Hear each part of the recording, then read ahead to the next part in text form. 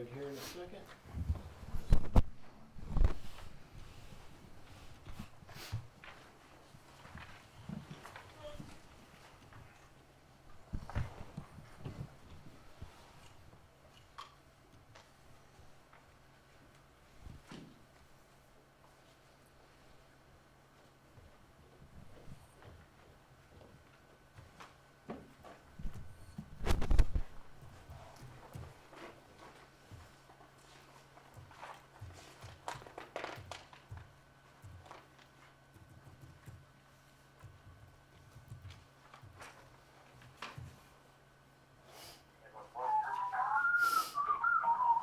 Okay,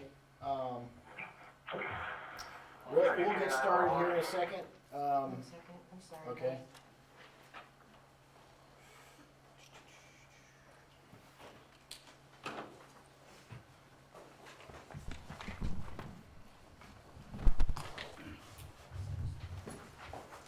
So Stephanie's ready there.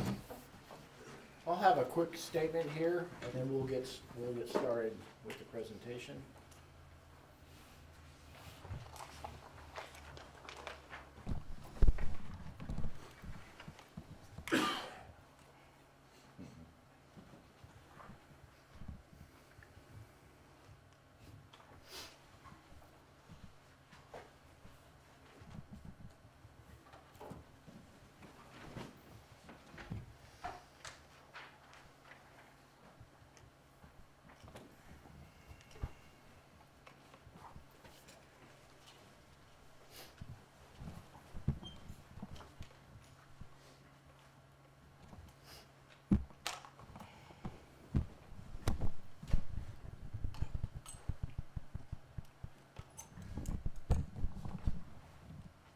Okay, my name is Ted Bush. I'm Wichita Firefighter Local 135 President, and I have Vice President Dustin Winter with me here today.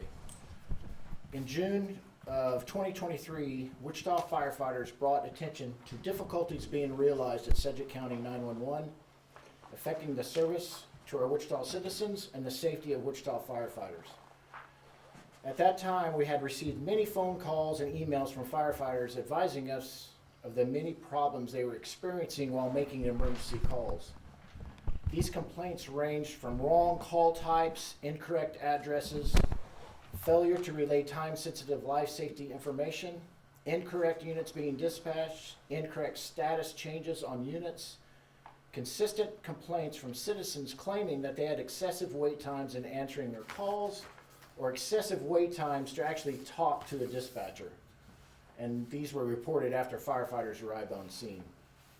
It was at that time, to further investigate the claims and get a different and full perspective, I decided to create a post on the union's Facebook page and simply asking followers of our page, has anyone had these types of problems with 911 when you've called? The response was overwhelming. It was then that I knew that we had a problem. I wrote a letter of concern to City Council to advise them of the issues. The City Council responded with a series of meetings. We also conducted meetings with Sedgwick County Commissioners Beatty and Lopez, advising them of our concerns. In an effort to advise our citizens of the problems we were facing, we then posted 2 examples of alarms in which we received complaints from citizens. The result was a press conference conducted by 911 Director Alora Forshee and 911 Advisory Board President Sheriff Jeff Easter. During that press conference, both, in our opinion, denied our problems and advised that our claims were misrepresentations, erroneous, and fear-mongering. At one point, Sheriff Easter claimed that we, Wichita Local 135, advised citizens were going to die because of the CAD system. And he said, from a law enforcement point of view, that's not true. No one is going to die. Although we did not claim this, we did advise that the problem structurally, operationally, and systematically with the new CAD system could cost lives, and these concerns were never from a law enforcement point of view. These were from a fire protection and a fire rescue point of view. At no time did Sheriff Jeff Easter reach out to us or any other firefighters who were experiencing these difficulties in an effort for him to get a full perspective. And now we have a situation in which we believe it did cost someone their life. I want to say this. There is no way that I should be doing this. The ultimate job of a fire chief, when you boil it down and wade through everything else, the ultimate job of a fire chief of any fire department is the safety and protection of his or her citizens and the protection and well-being of his or her firefighters. Everything you do in that capacity boils down to those two things. That's the end goal of any fire chief. And even though Wichita Fire Chief Snow knows every single detail about this alarm and the details of what went wrong, she has not once addressed it to the public she serves or the firefighters who were terribly affected by the senseless outcome of the incident. She should be doing this, not me. But as a result of her silence, we as firefighters representatives must address the issue. At 3:58 a.m. on October 13th, 2023, Cedar County Emergency Communications began receiving multiple 911 calls reporting an apartment building on fire at the Brook Hollow Apartments at 8165 East Central in Wichita, Kansas. Multiple people were trapped in their apartments and would end up injured, some severely, as they attempted to escape by running through flames or jumping from their second and third floor apartments. Tragically, one person, a beautiful young 22-year-old vibrant woman, Paoli Badesky, would lose her life, her cries for help going seemingly unheard. We now have a presentation in which you'll hear the phone calls, emergency 911 dispatch, radio traffic on the fire ground, and this is in real time. We're going to advise everybody that the presentation uses actual recordings from 911 calls, and we understand they are disturbing. So we'll start that now, and I will try to stop it, and we'll try to explain some things that need to be explained. And you'll see it up on the screen.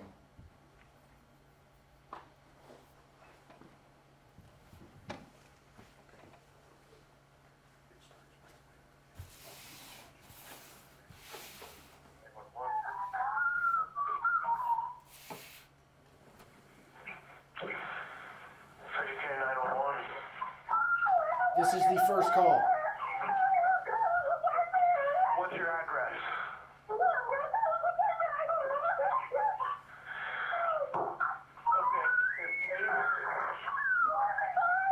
What's your apartment number? I'm sorry, you'll have to say that clearly.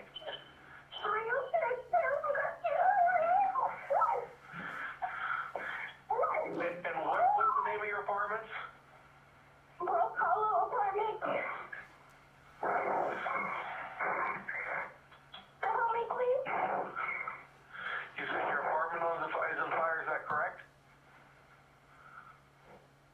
Hello?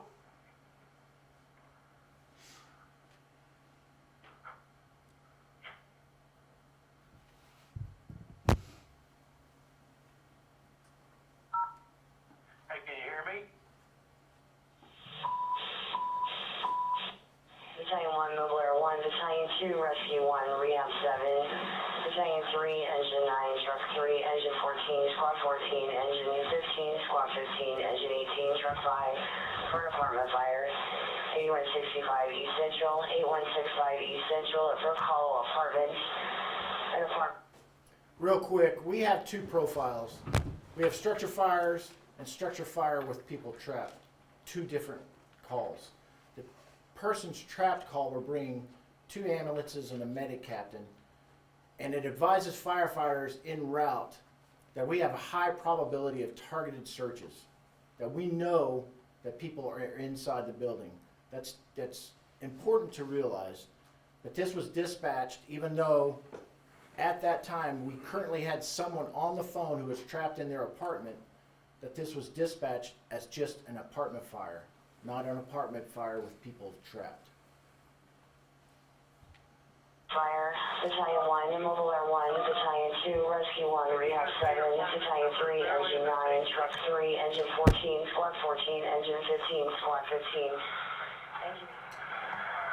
Hey, Medic Academy 10-4, apartment fire at 8165 East Central for call. A medic captain is advised that we have an apartment fire going. That's just an advisement. That's not a dispatch. That's just policy. They advise a medic captain that we have an apartment fire going. Apartments. He also doesn't mention to the EMS captain that we have people trapped.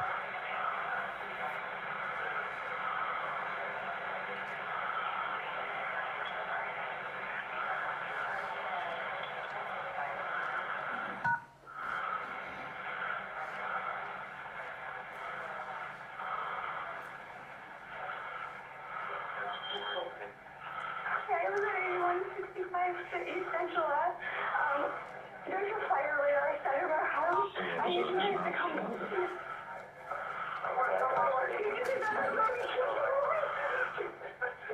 tell me where it's in? 8165 East Central Ave. Just around. Apollo apartment. Okay, what apartment number? 304. The whole building, sir. Okay, what apartment number? We must note that this is now two separate dispatchers that did not relay trapped victims' information to firefighters who were literally seconds away. Two different ones. You in? It's number 304. 304, okay. What happened? I am actually not sure. There are a whole bunch of people outside just screaming, help, help, call 911. As I look out to the west, there is a huge looking fire. Are you aware of any injuries?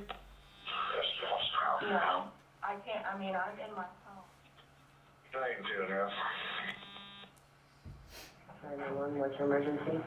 I live in an apartment complex.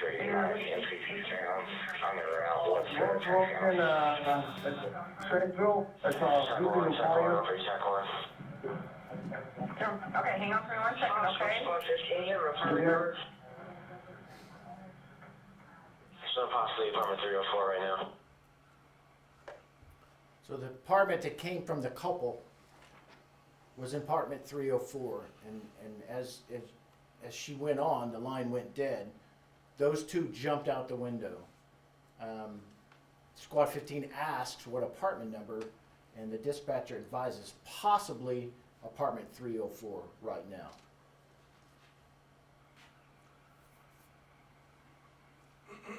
Still no mention of 306.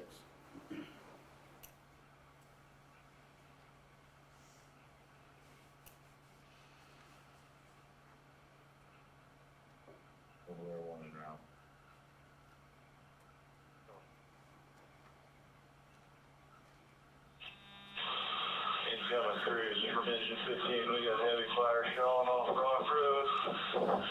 Make this a second alarm. For those who don't know, a second alarm is extra help. This fire officer saw the apartment on fire from a distance, knew they had a complex heavy fire going, and knew immediately that we need help on this and make this a second prior to even getting there. That gives us that extra time to get extra units other than the first alarm assignment to the fire. So even before getting there, he asked for the second alarm.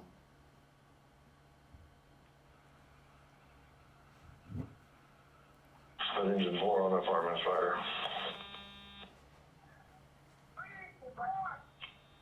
Rescue 2 spare medical, second alarm. It's twice he's asked. Squad 15, I got heavy fire showing from the second floor of a two-story apartment. Squad 15, fire back. Okay, it's also, again, I don't know if you caught it, but that traffic was 14 seconds after the initial call went dead. So 14 seconds. So we are there and don't know she's in there. We believe she's alive. CDK 911. Squad 14's on scene. If you have an emergency, speak, please press button now.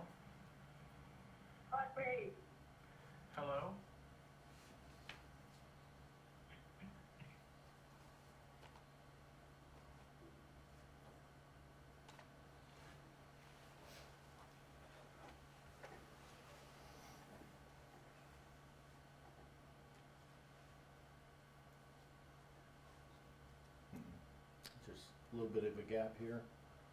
Units are getting on scene, they're getting the equipment ready, they're getting out, stretching lines and starting to fight 911, fire. what's the location of your emergency? Brook Hollow Apartments, Rock Hill and Central. Okay. There's a fire. Right, we have the There's fire a department fire. there. I don't know yet, I just got a call, they said they can't get an ambulance, so I'm just calling for it. Yeah, they're all out there right now. Do you have someone, Okay. a certain apartment number that you're gonna check on, or, 301, okay, who's that friend for? I'm sorry, Who's Sure, that person, you're what's on. her name? Nice, there's some multiple goings here. Is she, I mean, Research. in mobile or traffic? I don't know, she was just hysterical, no, she, Real quick, when a truck arrives on scene, they are searched. That's their job. With no information, they go through a series of search tactics.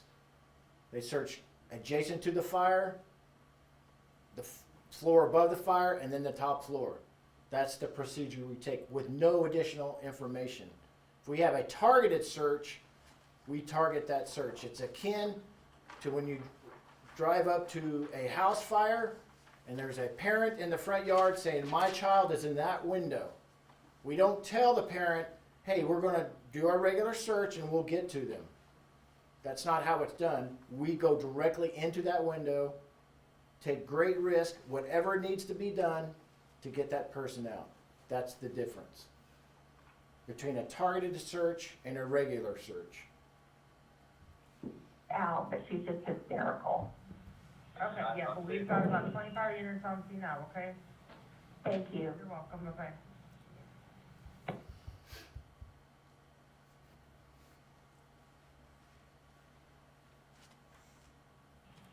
Engine 14's on scene. We're gonna be laying in. We're gonna need somebody to pump it from that to hydrant. That unit is getting water from the hydrant to the pumping engine.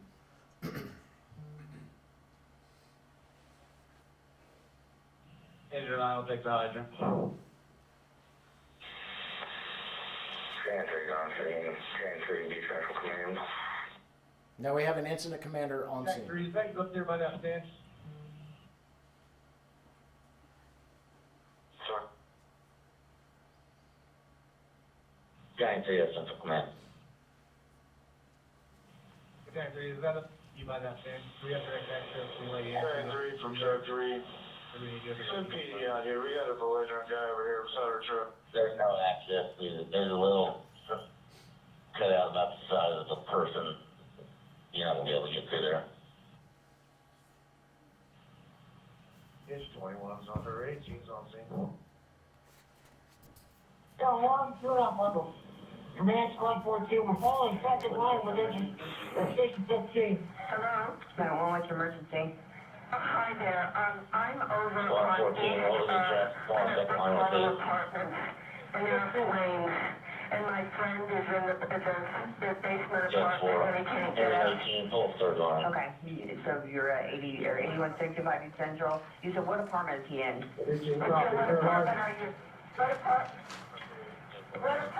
Truck are 5 on you scene, we're setting up on the driver's side. It's on the north, 302, it's on the northwest corner. Truck 5, Okay, we got you tried to three pretend to units get out. going to the roof already, but it's just ventilation He's needs. on a walker and he's trapped.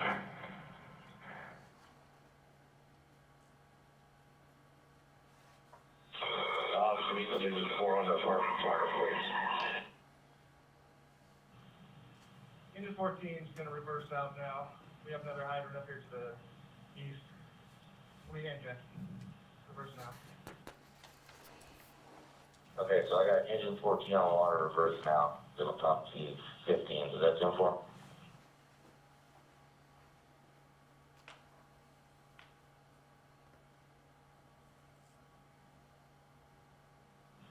Truck 3, I heard you went 2 and 2. He's out. Engine 9's on scene, north.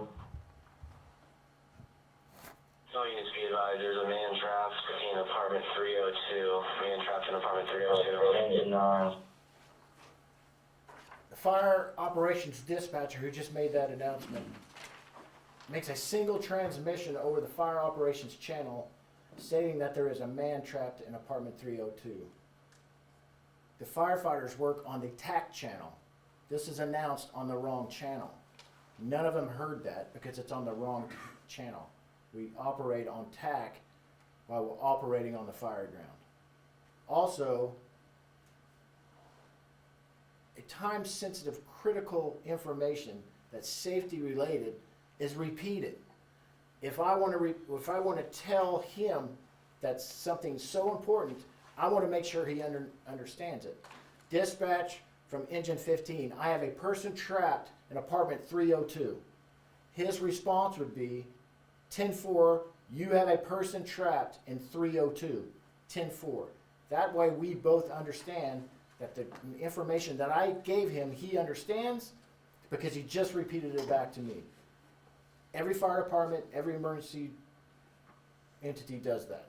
That's the way we communicate. This was done one time and no one never heard it again. So he doesn't know if anybody heard it, he doesn't know if anybody understands it, and no one did because we're on the TAC channel. He did this on the operations channel, telling us about someone trapped in 302. Command, get with truck 3, Captain Isaac, truck 3, search group, Captain Isaac. 10-4, engine 9, under truck 3, third. Rescue 2's on scene. Engine 15, driver to command, we're about out of water. 10-4, fire tech, command, we're almost out of water. How are we coming, engine 14 on that water supply?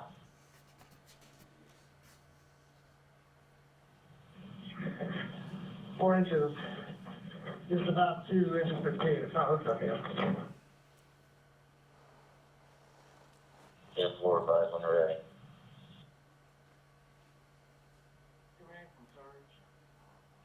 Flag 2's on scene. Thank you, safety. Go ahead, search.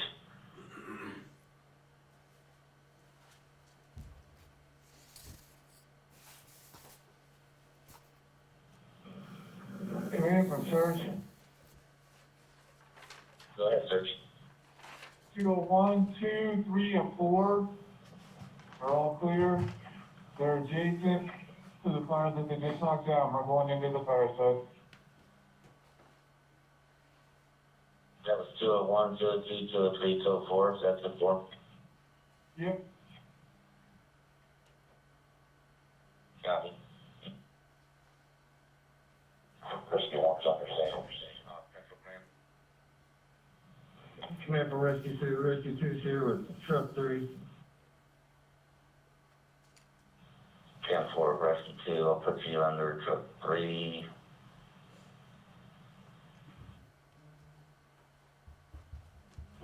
Command truck 3 OV. Stand by, OB.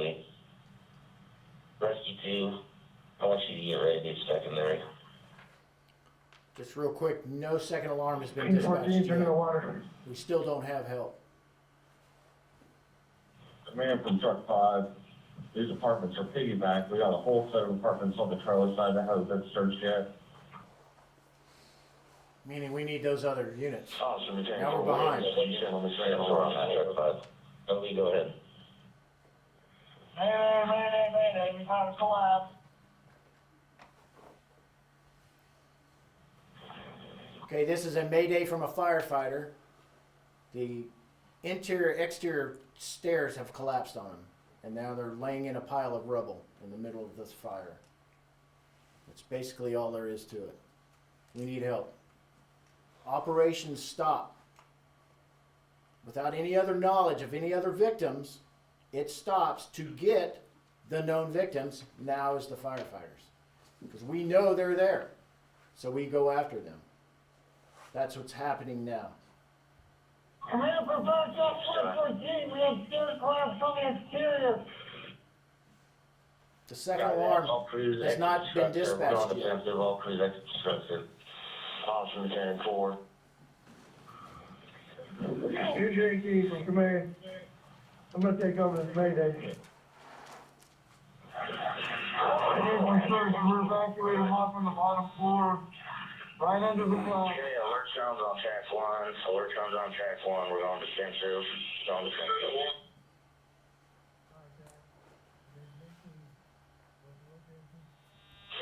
The commander decided to go defensive, to remove firefighters, to assist the firefighters who are trapped, reassess, make sure everybody's okay, and then go back to offensive operations. Fire 106.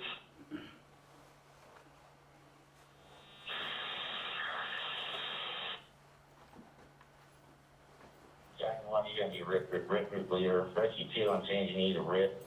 You're gonna be a RIP crew.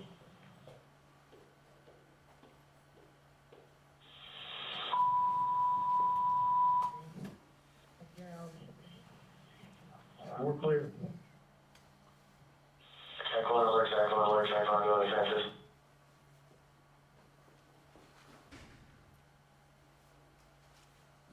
Rescue 1, are you there? Which one there? That alert tone was not done correctly either by their Battalion 1's gonna be a policy. RIP leader. You can 4 on that.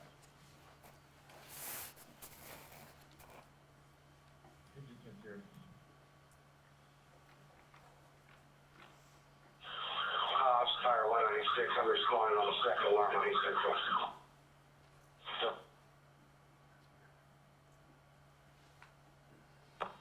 Also, can you give us a dedicated dispatcher to monitor this fire on TAC 1? We've had a mayday call. Now we're requesting an extra dispatcher just to monitor Rescue. TAC 1. Just to sit on TAC 1 and listen. Fire attack, engine 15 from command. Go ahead. Status of our mayday. Cat Marshall is out. I believe Marsh is coming out right now. Officer Battalion 40. What units did you send on the second alarm? There's 2 cats that are assigned second alarms. Let me ask my resource. Okay, what did he say there? The new CAD doesn't assign second alarms. Which is, I don't even know where that came from. It does assign second alarms, and still had to take the time to go ask a supervisor about assigning a second alarm that was almost 15 minutes ago. And now we're just saying the new CAD system doesn't assign second alarms when we know it does. So I can't even begin to understand what happened here, because it does. It's been in use for 6 months and is configured to upgrade second alarms. We still don't have, they're not even dispatched yet. So an active fire going on with the mayday. We need to get a step up this asking your supervisor. You We can need hear to him, get something now else. he's irritated. Mr. 14. We have firefighters down and we need help right now. We have 2 yellow patients here. That's all. Central Command.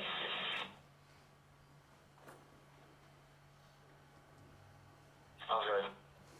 Now he requests, because the ongoing Mayday and Engine 14 advising they just found 2 patients. If this would have been dispatched as a person's trapped, while you're on the phone with someone that's trapped, we would have probably, hopefully, had 2 ambulances there and a medic captain already. But now we have to request them. Start me EMS. EMS and supervisor.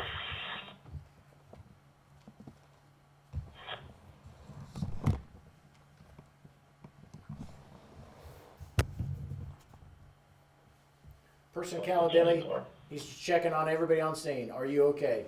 Are you okay? Are you okay? He goes down his list of units that are currently on scene. Squad 15, are you par?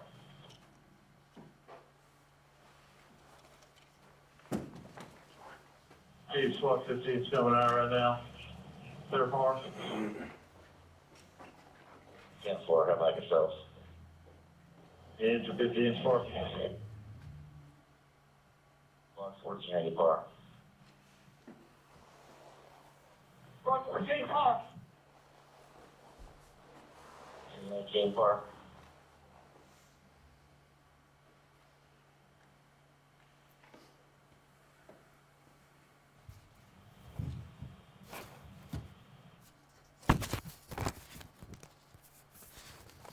Engine 18, are you par?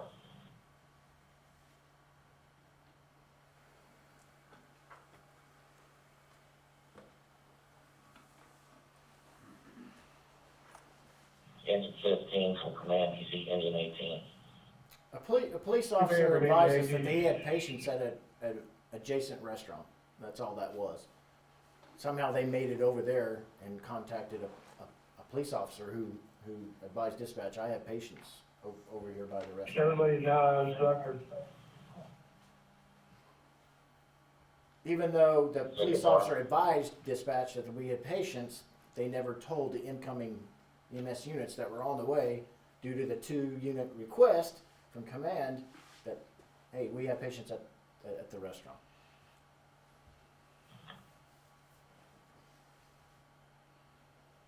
Take the car. Truck 30, you par?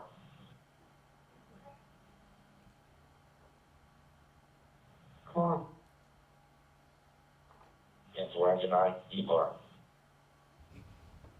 10-4, engine 9 car, and we got a primary search on your piggybacking apartment. Piggyback apartments and apartments behind Backside. the front apartments. You can't get to the back apartments through the front apartments. You have to go around. Getting dispatch staff on, getting dispatch staff on. Engine 14's car.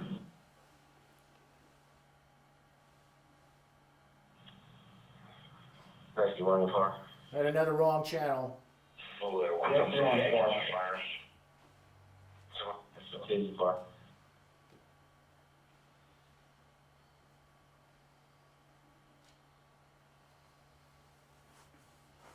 Commander, 52's car. Giant T, you par? Battalion 2 car. Giant 1, you par? Battalion 1 car. Colby, your last car check. I believe so. Any unit I missed, please report to me. Truck 5 car. Break, come here from truck 5. Truck 5 par, go ahead, truck 5. Chief, we're still here on the Charlie side. All 3 sets of buildings connect on the Charlie side. We're still getting multiple people out of the top floors. We could use a couple more crews.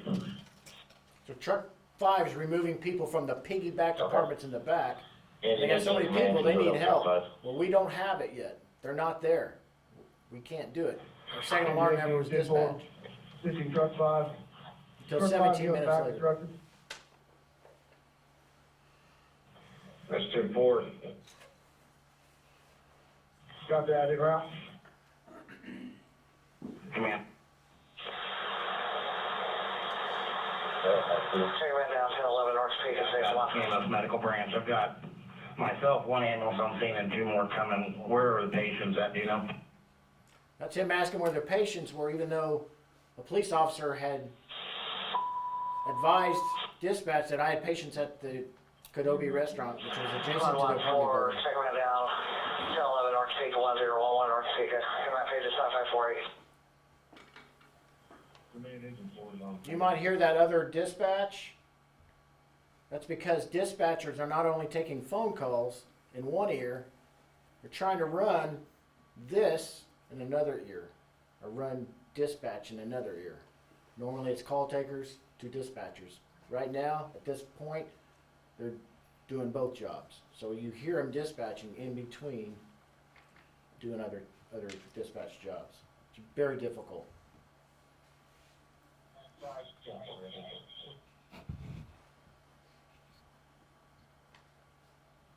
man from Sharp 3. This is dispatch for second one, just for TAC 1 right now. We pulled the bottom two of the tower of 6 of them for thirst. We got one person on the bottom right. And then on both sides of the apartment have all been cleared, all fixed. So after the par, they're back to work. They reassessed, they got everybody. No one's terribly hurt. They're back to work trying to get victims out of it. Officer 160 on scene at Department of Fire. This is the first time the commander got an aide. In most metropolitan fire departments, the chief has an aide to help them. Not here. We're too short-staffed. We don't have enough people to give a command an aide. Oh, there one's on your scene.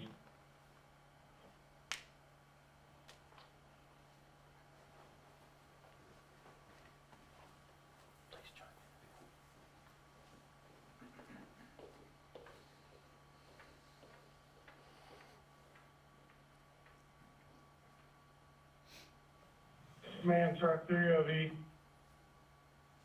Go ahead, OV. I've got eyes on the roof right now. Everything looks good up here.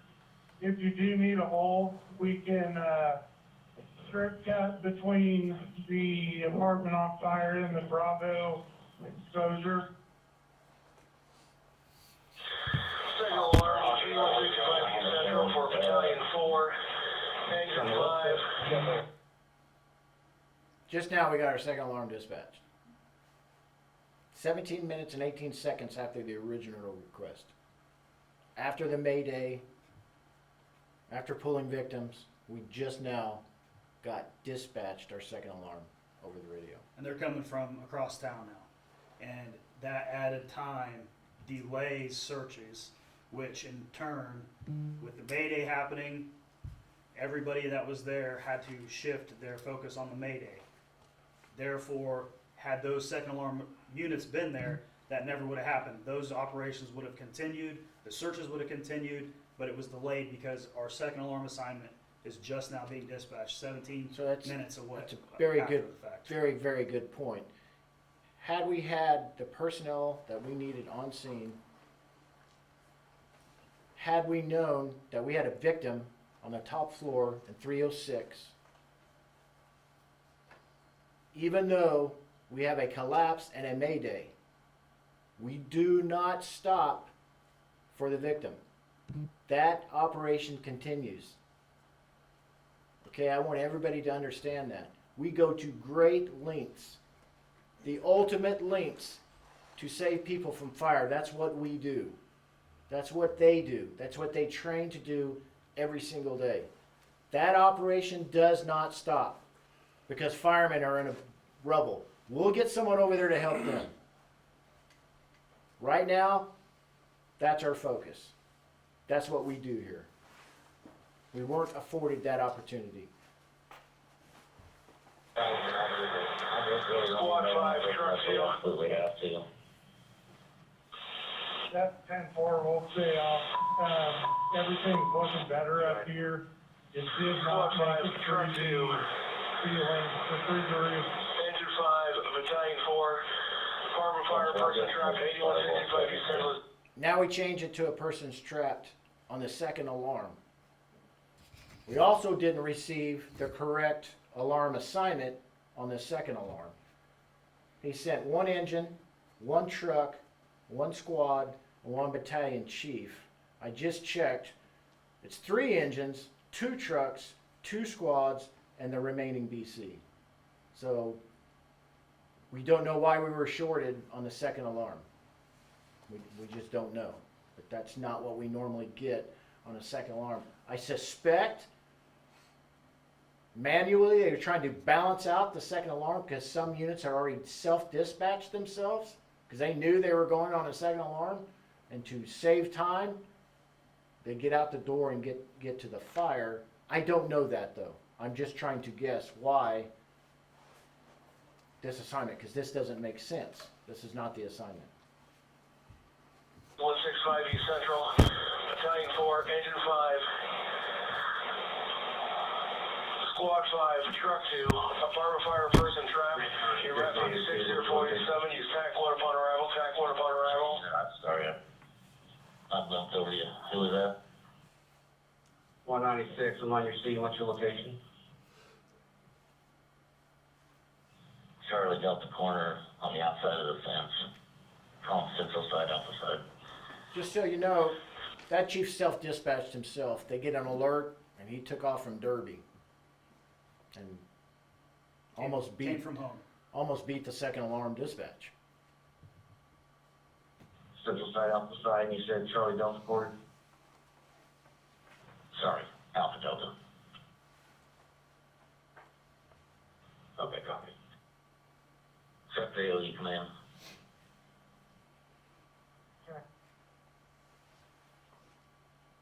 Command, Battalion 1.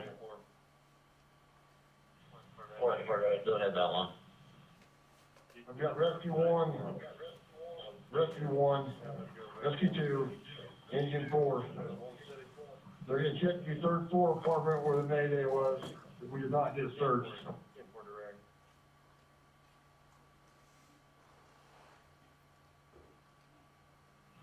Okay, copy that. Rescue 1, Rescue 2, Engine 4. Checking the fire department. We're safe to do that, you think? 10-4. Give me that bell ladder you see thrown right in front of you. Okay. Got the AOE command. Sure, there you go, ahead, command. Resource Dimension 22. Actually, vertical district, is there any benefit? Does it look like it's spread at all? It's looking pretty good out here. Engine 13 or out. But I want to reiterate, I don't want to shoot anybody on that roof unless we absolutely have to.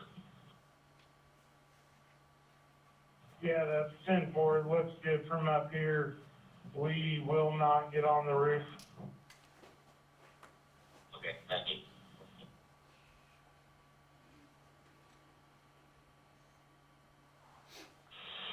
Ops 171, 175, we have to see a fire.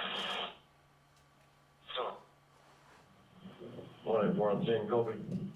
Kobe, if you got enough help, I'm gonna stay available. If not, I'll help you whatever you need. And that's the second chief that responded from home. That was not Okay, dispatched. 194, I got you. And they Hold on beat the just a second minute. alarm assignment there. Any unit staged from command, please report in.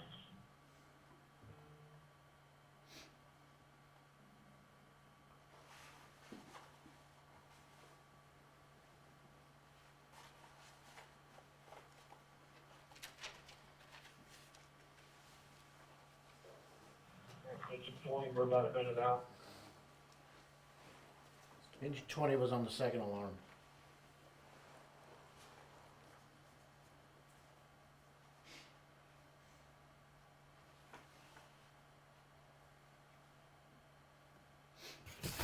Medic 1 for Medic 2, you go ahead and start this scene. They're gonna have a code red burn alert. Might need airway. We had a victim that just ran through the fire to get out. And he was critically wounded. Central Command. Central Wing Guys. Can you repeat information regarding a trapped person on the second floor? What apartment number they came from?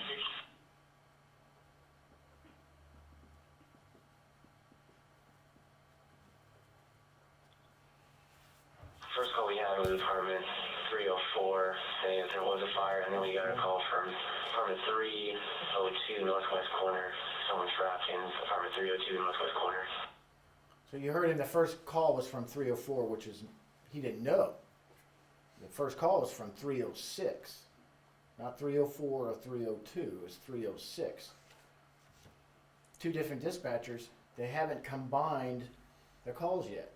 Because each call gets its own call type or its own separate incident. And someone has to realize that these calls are all the same call. They go on the same call for service number. If no one recognizes that, they're all separate. Okay? When you finally collapse them to one call type, because you figure out these are all the same calls, they go to one call for service number, and firefighters will then get that information. But when they're spread out, we don't get that until someone realizes that they need to start putting these calls together. I don't completely understand why it's done that way. It doesn't make sense to me. It delays information. I don't know. And the But that's why he's confused about 306. He doesn't even know. Yeah.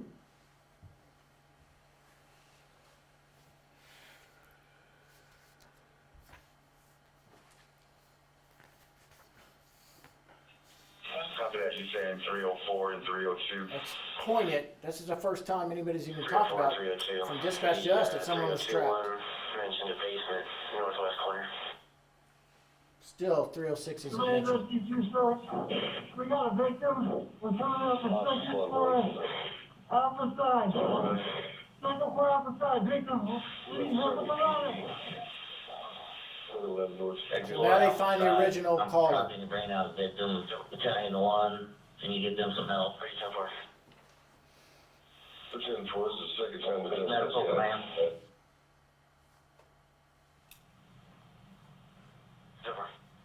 Medical branch, go ahead. Are you 10-4 on that traffic, they're bringing the victim out from the second floor on the alpha side, which is the central side, bringing the victim out. I've got a 4th ambulance started this way. There's no Wills, another supervisor. It's information 1. Two five, not six. 153. We just now got the second alarm. Victim is out, coming down a Battalion ladder. 1 command. Now we just got our second alarm. And the On indirect scene. system alarm. There's a second alarm like Department that. 302 and 304, earlier ops said people reported trapped, I'm guessing 304 is where the victim's coming out. Yeah, I'm not sure of numbers.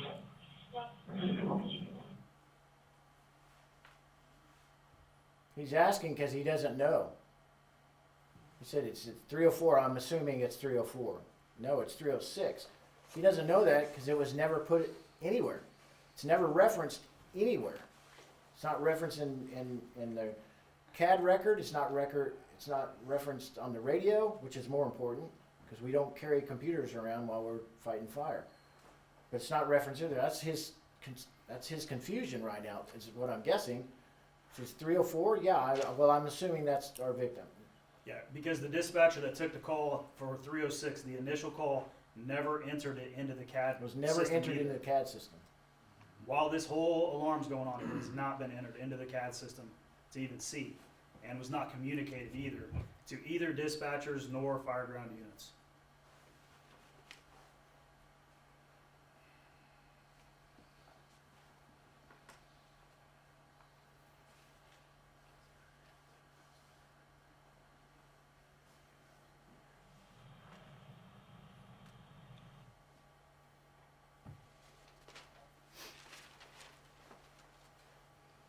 Six will be the top.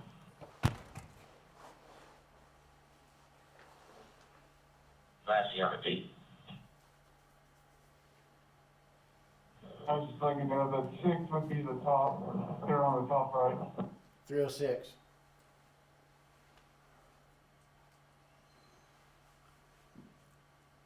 I'm sorry, Chuck, I didn't copy that. I was just letting you know the apartment number that the victim came out of would have been 306. Okay, I got you. Victim was in 306.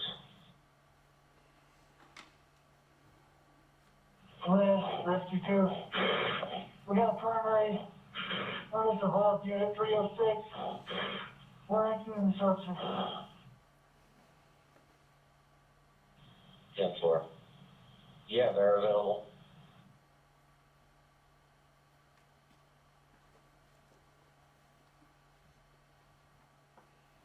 Ground rescue 2. We're getting close. So after they remove the victim from 306, they go back in and complete the primary search of the rest of 306. Come here for rescue 2. I was just letting you know we're getting close to him over there. Okay, come on now. Any available unit report into command. Engine 5 here. Engine 5, can you get me a primary on 302 and 304? That's 10-4.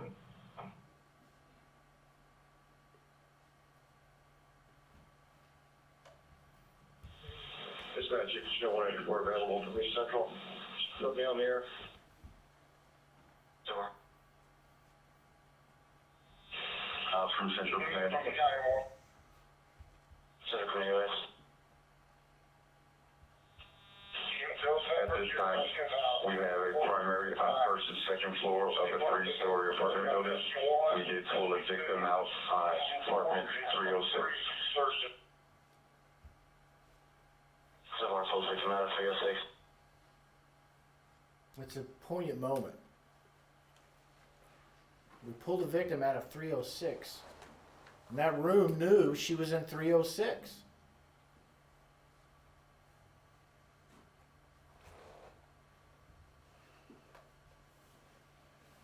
Giant one command, I was getting 304 and 306 were reported.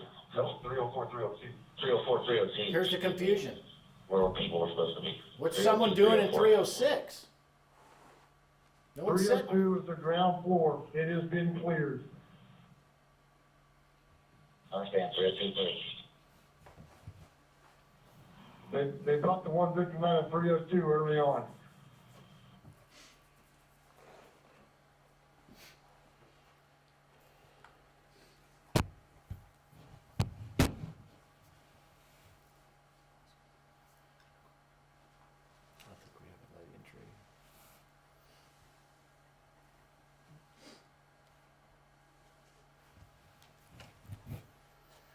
Okay, that's victims out. That's pretty much the end of the incident for what's important for our routine. And the EMS dispatcher that took the original alarm finally entered into the CAD report, and I'll just quote it. Calling party is stating unclearly that her apartment is on fire and the line has now gone silent. That's at 4:39 a.m. Her original call came in at 3:58 a.m.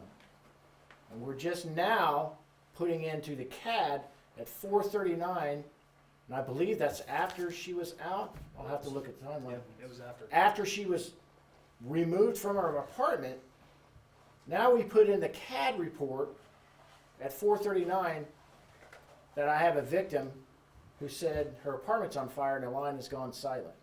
We don't know why. I'm not going to speculate, but it's at 4:39 a.m. after she's already out.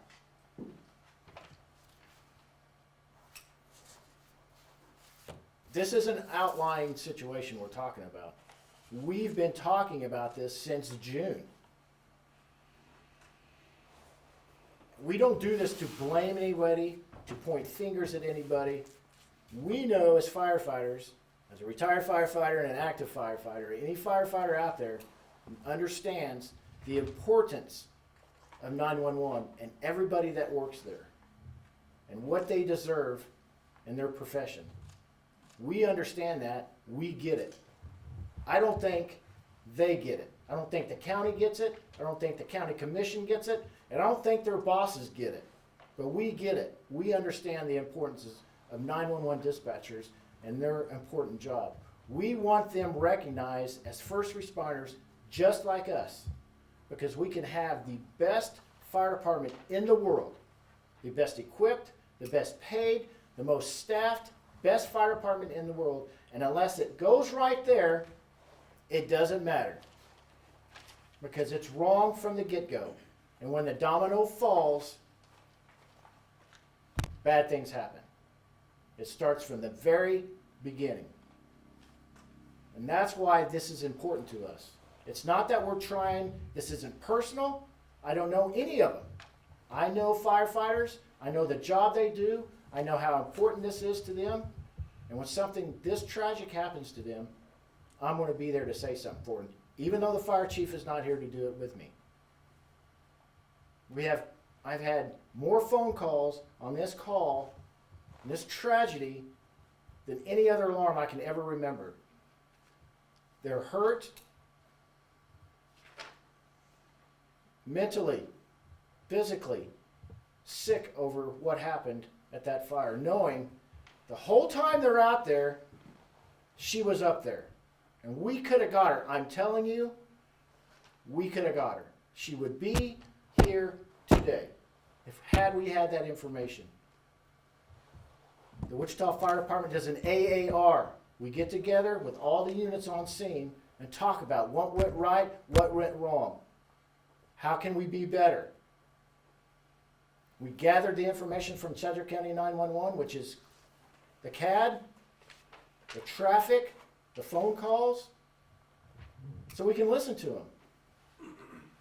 When we got that information, there was one call missing. And what do you think it was? It was her call. We got it, I got it through a third party. Not through them. I'm not speculating. I don't know how it happened. I'm just telling you it was not there. The most important phone call, personally, I've ever heard.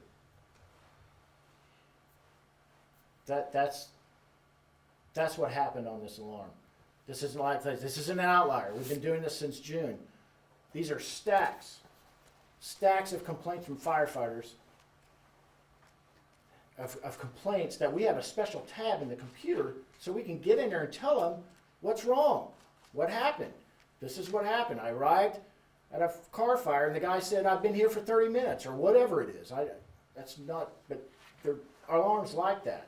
We had one just 3 nights ago where a man with his family trapped in a wrecked car and they couldn't get out in a pinned situation waits for 30 minutes. He called twice and still no one showed up. And when firemen get there, we take the brunt and we'll gladly take it. We gladly take it. We understand. You're not the only ones frustrated with this. We are too. But he waited for 30 minutes before a fire engine got there to help him out. These are stacks. These are not single incidences. We said something bad's going to happen if we continue to kick this can down the road. We continue to say, well, there are glitches. We got fixes. These fixes should have been done prior to this thing going live in April of 2 years ago.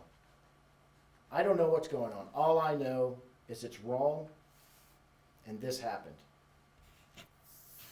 We want a third-party investigation into this fire, into what happened. We want a third party in how it relates to the dispatch. We want a third-party investigation into the training methods of Sedgwick County 911. We don't know how they're trained. Are they certified? Who trains them? What qualifications must you pass to be a dispatcher?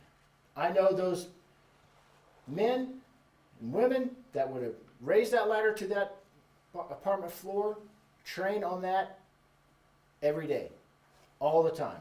Matter of fact, the day before that, Rescue 2 trained on that very scenario.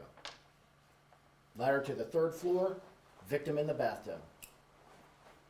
If they can't climb that ladder, raise a ladder, clear the window, search the apartment, remove the victim in 2.5 minutes, they're not on that truck. That's how important it is. 2.5 minutes. 15 seconds after we arrived, her line went dead. 15 seconds. We had time. Plenty of time. That's all I have. If anybody's got any questions, I'll try my best. I'm not a dispatch expert. I just know what happened here. So even though the incident commander requests information about people trapped, what's the procedure too for officers or firefighters when they're responding to request information about people trapped, the situation from dispatch? Initially, we don't request about people trapped. We don't know. That's why we need dispatch to tell us. If I have someone on the phone It's very simple for me. I mean, I'm not a dispatcher. Dispatch from engine 15. I currently have a victim on the phone in apartment 306. She is trapped. She is on the phone with me. Apartment 306. Dispatch from engine 15. I understand you have a victim trapped in 306, 10-4. That's how it should have went. What We sort don't- of, I'm sorry. what sort of overhaul, systemic overhaul, do you believe is necessary to ensure that something like this doesn't lead to another preventable death? The first step is to, what I called for months ago in June, is to everybody get in a table and let's just hash this out. Everybody's look, there's nothing on me. I have nothing to protect here. I don't have a position to protect. I don't have I just want to get this fixed. My idea was to get every stakeholder involved in this in a room, and I don't care how long it takes, or what it takes, or how many feelings are hurt. This has to get fixed. This has to get fixed. Who's next? I'm not saying people are going to die. I didn't say that. I said we have a possibility of some bad things happening if we don't get the correct information and we're not dispatching the correct way. We're a team here. Let's fix it. You know that the dispatcher twos are the highest trained and most experienced dispatchers the county. I believe dispatch twos are solely for police department, and fire gets dispatcher ones, which are the new dispatchers. Do you have any rationale for why? I don't know why that, but I don't think it's an understanding of what we do, to be honest with you. Every fire call is a complex operation. Multiple firefighters, multiple units, multiple jobs that have to get done in a very time-sensitive situation. I know police are going to balk at me for this. It's a SWAT call almost every week for us, because people can die in those things. Victims and firefighters. It's a fluid situation. It's a dangerous situation. That's why we train so hard. That's why we do everything we need to do to make it safe for everybody as much as we can. So I don't know why we get the lower level, entry level, and that's, look, again, I'm not blaming them. It's not their fault. I think it's mismanaged. I think it's been mismanaged for a long time. I think we protect ourselves when someone says it's not being done right, and that's our only concern, is protecting ourselves and not giving the product that these citizens deserve. That's the problem. We start protecting ourselves, we start protecting our friends, we start figuring out a way not to tell the truth. And that's what's happening here. In June, they knew they had a problem, and they wanted, in my opinion, kick it down the can with it's just glitches. Our fire chief said it was glitches. It's not glitches. Glitches shouldn't be there. They should be tested and vetted and trained before it goes online so we don't get people hurt. Do you feel like they'll listen now that this is happening? I don't know. I think the first reaction is they're going to blame, in my experience, we're going to start getting in the blame game here. I'm not blaming anybody. I'm telling the citizens and our firefighters we have a problem and we want to fix it. No matter what that takes. I think it takes new management. I think it takes fresh eyes. I think it takes national standards. Training. Intense training. Continued training. Where does that come from? No one knows. No one knows. It's not the national certified training. From what I understand, Laura Forshee picked somebody. I think you'll be my trainer. Okay. I believe, if I'm not mistaken, the very first caller, the EMS dispatcher who took the first call, is a trainer. And he didn't tell firemen that I have a person on the phone who's trapped in 306. It's not his fault. Maybe he wasn't trained right. Now he's training people. I don't know. I know there's a management problem at 911. We must start there and start over. That's my opinion.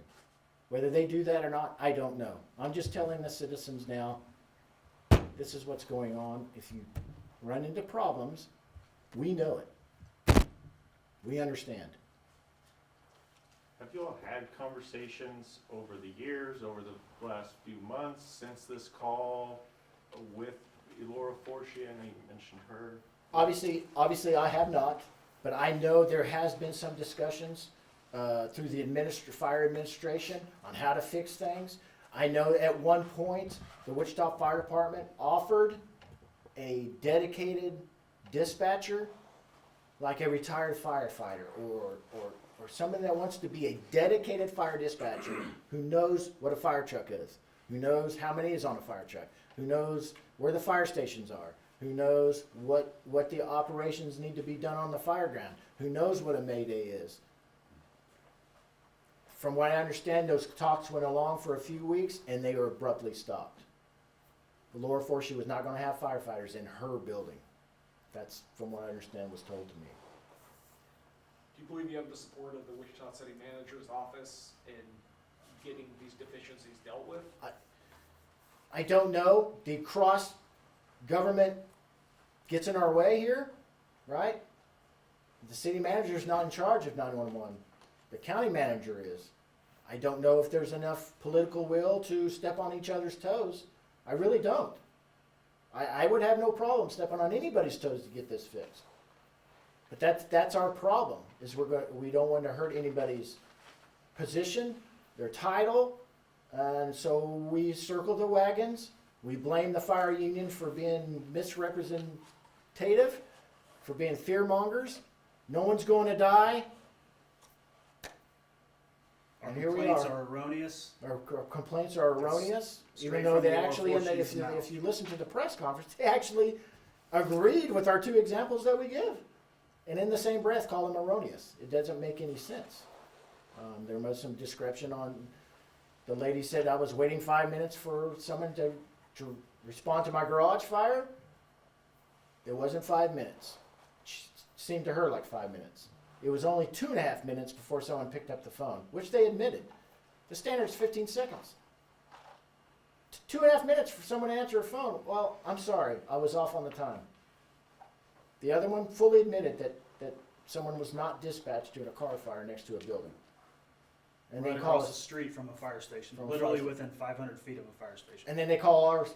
Those are erroneous stories. They're not erroneous. I don't have an axe to grind with 911. My agenda is the safety of these citizens and the safety of my firefighters. I want to make one quick point. I want to apologize to the firefighters on scene. They don't deserve this.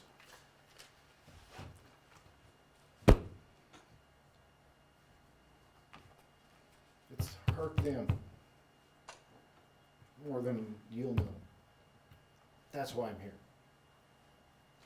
You mentioned that some of the response was self-dispatched. Does that happen pretty regularly, or how often? Is that unusual? It happens all the time. Okay. Every day. And is that something that you feel should not be happening? It shouldn't be It shouldn't be happening. happening. Okay. I just didn't have an idea No, of yeah, how regular so- it is. So I'll give you a backstory on self-dispatching. So our firefighters here in Wichita have literally paid out of our own pockets to set up TVs around all of our fire stations. So we can constantly monitor calls that are coming in, because a lot of times 911 is sending units to a location that they shouldn't be going to. So we can actually see the alarms on the TV and look at the TV and say, that's my alarm, I should be going to that. And then they hear somebody else getting dispatched. So then we get on the radio and say, no, we're not, that's our alarm, we're in quarters, we're taking that alarm. So we self-dispatch all the time because of errors that 911 has. And we also, during the daytime, if there's a building fire, apartment fire, something that comes out that is in our first due area or second due area and we don't get dispatched, we self-assign ourselves because we know our areas. We know where we are supposed to be going to at all times. It's gotten to the point where radios are left on all night. Someone's up all Yeah. night. I listening to literally radio. monitor the So they don't radio miss every anything, night. which physically hurts and there's no sleep, and people get no sleep. It's a 24-hour shift. You might get 1 or 2 hours. Sedgwick County EMS is thinking of changing over to fully encrypted channels. Will that in any way affect firefighters, like listening from home and being able to respond to fires, kind of like what happened here? I know. We haven't heard that. I don't know if you have, and obviously it would, if they encrypt our radio channels. You know, the supervisors have ways of receiving these calls while they're at home, and they do that. There's an alert sent out. That's why the battalion chief was ever to dispatch himself from Derby, because he got the alarm. So. Yeah, we have a process, so if any. I don't know, to be honest with you, if it would impact us. I don't think so, but I don't know about that. Our process is if there's a fire that is upgraded to a second alarm assignment, the remaining battalion chief in the city then sends out a phone alert to off-duty chiefs that are in administration. The deputy chief of operations will get it, the fire chief herself will get it, and then other battalion chiefs will get that who are off duty. And it's basically a landline phone call or a text or a phone call to their cell phone. So that, and it doesn't have anything to do with dispatch. It's our own people doing it. You also mentioned a third party investigation into several different things. How would that work? You've got two government agencies here. I know with like the CJ Lofton thing, they did a joint task force. I guess, what are you looking for in that? Who would lead it? Obviously, it Who would be, own it? I believe it would be just an independent investigation, someone that's outside of the agencies that are affected by this, so we can get a clear and clear investigation of what happened here, what policies were broken, what policies can be changed, what needs to happen. The Wichita Fire Department did a Leverum program to spent $1 million to tell us how we need to make our fire department better, an understaffed fire department better.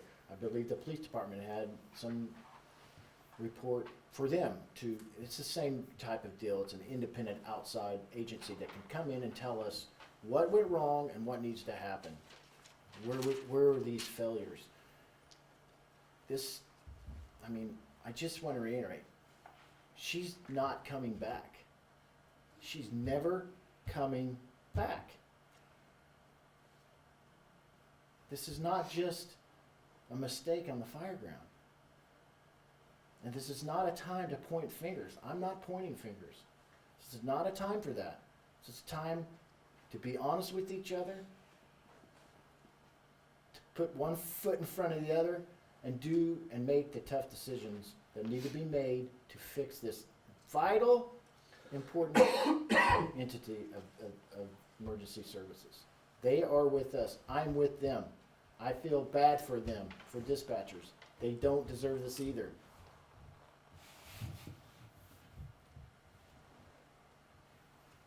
Did you say you were not provided Ms. Badesky? I'm sorry, say that again? Did you say you were not provided with Ms. Badesky's 911 call when you first? So in the AAR, the Wichita Fire Department will go to the 911 dispatch, from what I understand, and request all the radio traffic that goes with that alarm, from the very first to the very end. And they do that so they can listen to it, what went good, what went bad, where can we improve. And that AAR is normally done by units that are on scene. It's not the whole department, it's just them on scene with some chiefs, and then we sit down and we talk about what happened, how can we do better, things of that nature. Every fire is different.